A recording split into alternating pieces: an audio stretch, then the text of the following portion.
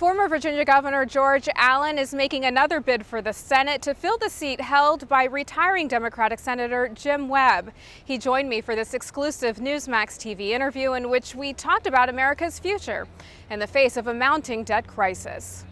Well, Governor George Allen, thanks so much for being here. Great to be with you, Kathleen, and all your viewers. Oh, thank you. Well, a recent Washington Post poll finds that you're deadlocked with a candidate that you're likely to be pitted against in the general election, former Governor Democrat Tim Kaine, the former head of the DNC, who is closely aligned with President Obama.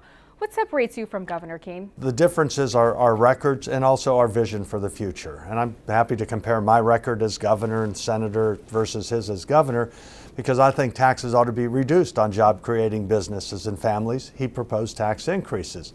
On energy, I think we ought to be unleashing our American energy resources. I'm not for this cap-and-trade energy tax, which would cause skyrocketing electricity costs and fuel costs and job losses. He's been in favor of it. I'm a strong supporter of the right-to-work laws, and he, as chairman of the Democrat National Committee, was on the side of the unions against the school children in Wisconsin. And also, I'm one who thinks we ought to rein in the federal government, and the last thing we need is another rubber stamp for Harry Reid and Chuck Schumer and their liberal agenda. I'm a common sense conservative who trusts free people and free enterprise rather than a big, overreaching, overspending federal government. Let's talk a little bit more about your vision for America's future, because this week you revealed your blueprint for America's comeback. Talk to us about your ideas. It is time for an American comeback, and it's based upon the principles of freedom and opportunity and personal responsibility rather than dictates, mandates, redistribution, or dependency on government. And our country needs to take back control of our own destiny because we're vulnerable to others because of our high taxes on job-creating businesses, because of our dangerous debt, and our counterproductive energy policies. There are three key points in our blueprint, my blueprint action plan for jobs, opportunity, and competitiveness. Number one, we need to reduce the taxes on job-creating businesses. We have the second worst taxes, highest taxes in the world. I want to reduce it to below the international average. I think America's better than others, and I want to reduce it to 20%. A 20% tax on job-creating businesses will create 500,000 private sector jobs a year. That's 5 million new jobs in the next 10 years. We also need to regulate the regulators. The second aspect of my blueprint for America's comeback is to unleash our American energy resources. We have them from off the coast of Virginia, we have them from the Appalachians to the Rocky Mountains, from the Gulf of Mexico to the barren North Slope of Alaska. That will help us have lower energy costs, gasoline costs. It means people would be working, over 1 million new jobs would be created. The government would actually get over $2 trillion of revenues if we unleash our energy resources. And the third aspect of it, of our blueprint, is we need to rein in this overspending, overreaching federal government, and there's a variety of ways that can be done, from balanced budget amendments, line item veto, and also repealing a lot of things that are just really harmful to our economy, to jobs, and our competitiveness. Debt reduction talks are heating up in Washington. Is the U.S. going bankrupt? Yeah, that's one of the concerns I have about our downward spiral as a country, where there's people out of work, they're worrying about their jobs, businesses are wondering about this health care mandate, and they're looking at this dangerous debt and how that's going to impede young people like our daughters who just graduated from college opportunity.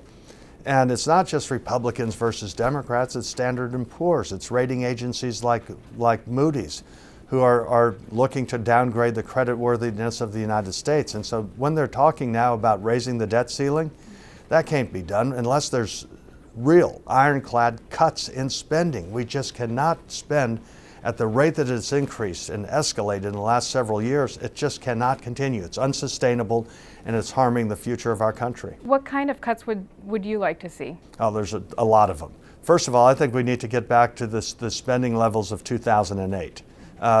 Get rid of all these czars. They're unelected, they're unconfirmed. Gosh, we overthrew a British monarchy. The last thing we need is a Russian monarchy system with these czars. I think that repeal this Obamacare, this healthcare monstrosity, and replace it with more personalized, affordable health savings accounts and ideas like that.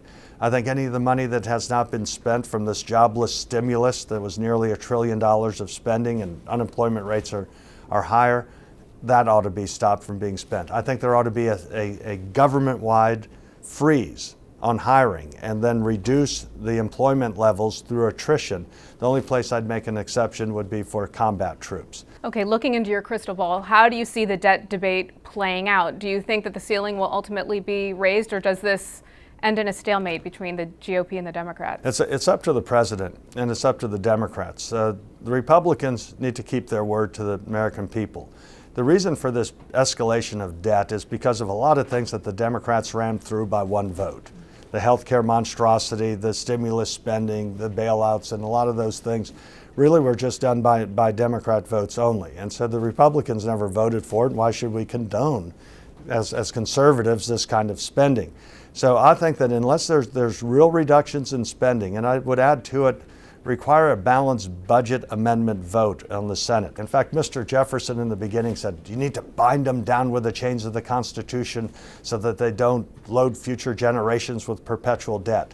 That constitutional amendment failed by one vote in the late 1990s. Imagine how much better we'd be if that had passed. And I hope to be in the U.S. Senate and be that deciding vote to pass it. But there needs to be a vote now, see how close it is, and that informs and educates the American people, and they'll say, hey, which of these candidates running or folks running are going to be on the side of running the government the way we run our household and run our businesses, and that's on a balanced way as opposed to constant dangerous deficit spending. Now, there are some who say that the Medicare issue will hurt Republicans in 2012. Is it affecting your campaign in any way? Well, at least I'm coming up with an idea that I would hope would get unanimous support or at least bipartisan support, and that is rooting out this $50 billion that's wasted every single year in fraudulent and unnecessary claims. And if in the event that we could do that's going to help the Medicare system. In fact, why should we ever want to be wasting money, especially at that level? I don't know how much it's affecting the campaign. I know that last year, in the previous years when I was campaigning with a group of folks, people were very concerned with the Medicare cuts that the Democrats had in this Obamacare scheme. And a lot of the people who would come out at rallies were senior citizens and worrying about whether physicians would take Medicare patients. And if folks live in rural areas or even the suburbs, if they have long distances to drive to get to a physician, that's a concern for senior citizens. So I think the responsible thing to do is make sure that people understand here's the challenges. Medicare's on an unsustainable path. We don't want Medicare to go broke.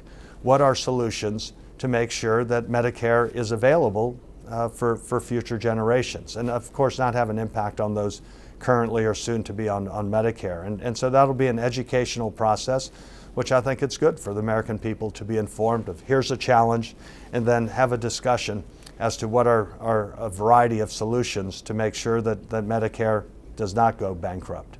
You are the author of What Washington Can Learn from Sports, published last year, and we know that President Obama loves basketball. What do you think Obama could learn from sports that maybe he hasn't already? Oh, there's so much he can learn from sports. All right, I will use a football analogy on energy policy. We have been punting on energy policy since the 1970s. You never want to punt the ball. You want to move the ball down the field. You want to have the ball to score, to win. And we are more dependent on foreign sources of energy, oil, now than ever. The other thing that he ought to learn from sports, where he likes to redistribute, in sports, if you say the Pittsburgh Steelers, they have 6 Super Bowl trophies. Well, the way these folks in Washington are, they would say, well, gosh, these poor Detroit Lions, they've never even made it to a Super Bowl. Let's give them a trophy. No, you need to earn it.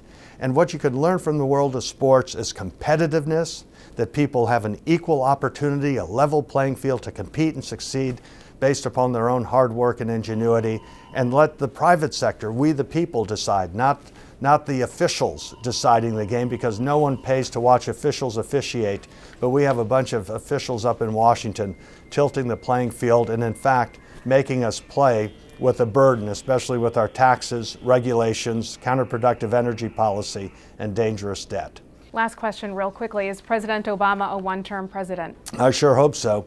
I sure hope President Obama is a one-term president, and most importantly, it's not just the personality of President Obama, who may be personally likable, it is these policies that have had this escalating debt, this deficit spending of over $1 trillion every year, counterproductive energy policy, taxes that make us less competitive for investment and jobs.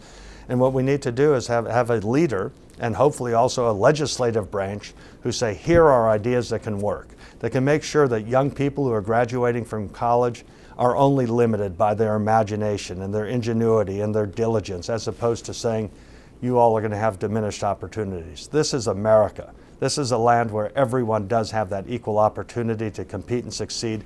And we ought to have a government that puts Americans at a competitive advantage rather than a disadvantage. And I hope to be one of those deciding votes if the people of Virginia hire me on. Governor Allen, thanks so much for joining us, and good luck with the campaign. Thanks so much, Kathleen.